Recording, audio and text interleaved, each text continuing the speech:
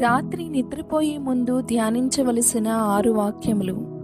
మొదటిది, దేవుడు నిన్ను సురక్షితముగా కాపాడును. కీర్తనల గ్రంథము 4వ అధ్యాయము 8వ వచనము. యెహోవా, నెమ్మదితో పండుకుని నిద్రపోవుదును.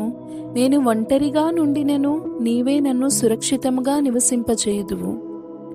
రెండవది, దేవుని నడిపింపును విశ్వసించడం. సామెతల గ్రంథము 3వ అధ్యాయము 5-6 వచనములు. నీ స్వబుద్ధిని ఆధారము చేసుకొనక నీ పూర్ణ హృదయముతో యెహోవా యందు నమ్మకముంచుము. నీ ప్రవర్తన అంతటి యందు ఆయన అధికారమునకు ఒప్పుకొనుము. అప్పుడు ఆయన నీ త్రోవలను సరళము చేయును. మూడవది, కష్ట సమయములో దేవుడు నిన్ను ఆదుకొనును. యెషయా గ్రంథము 41వ అధ్యాయము 10వ వచనము. నీకు తోడై ఉన్నాను, భయపడకుము. నేను నీ దేవుడనై ఉన్నాను, దిగులు పడకుము. నేను నిన్ను బలపరుతును, నీకు సహాయము చేయువాడను నేనే.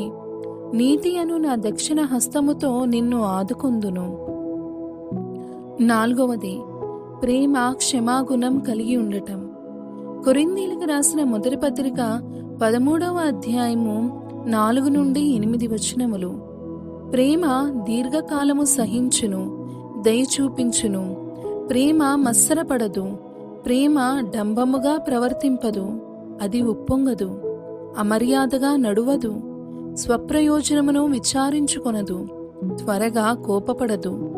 అపకారమును మనసులో ఉంచుకొనదు. దుర్నీతి విషయమై సంతోషపడక సత్యమునందు సంతోషించును. అన్నిటికీ తాలుకొనును, లేక అన్నిటినీ కప్పును. అన్నిటినీ నమ్మును, అన్నిటినీ నిరీక్షించును, అన్నిటినీ ఓర్చును. ప్రేమ శాశ్వత కాలముండును. ఐదవది, రేపటిని గూర్చి చింతింపకుడి. మత్తయి సువార్త 6వ అధ్యాయము 34వ వచనము. రేపటిని గూర్చి చింతింపకుడి. రేపటి దినము దాని సంగతులను గూర్చి చింతించును. ఏ నాటికీడు ఆ నాటికి చాలును. ఆరవది, దేవుడు మీ అవసరతను తీర్చును. ఫిలిప్పీలకు రాసిన పత్రిక 4వ అధ్యాయము 19వ వచనము.